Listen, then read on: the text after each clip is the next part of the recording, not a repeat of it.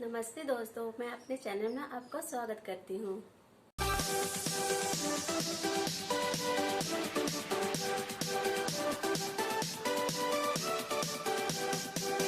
आज मैं आपको बताने वाली हूँ अपने हेयर मास्क। ये हेयर मास्क 6 चीज़ों से मैं बनाती हूँ। चलिए क्या है। मैं पहला नंबर हिबिस्कस के फूल हैं।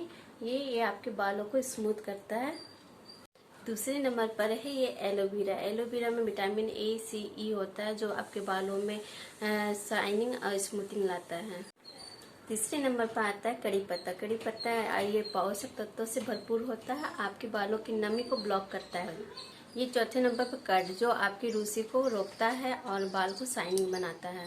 लास्ट में मैंने ये मेथी दाना के पाउडर और ये आंवला का पाउडर, ये दोनों पाउडर डाला है और अपना हेयर मास्क तैयार किया। ये आपके बालों को स्मूथ एंड शाइनिंग बनाता है। ये हेयर मास्क किस तरह हम अप्लाई करेंगे वो चलिए मैं आपको दिखाती हूँ।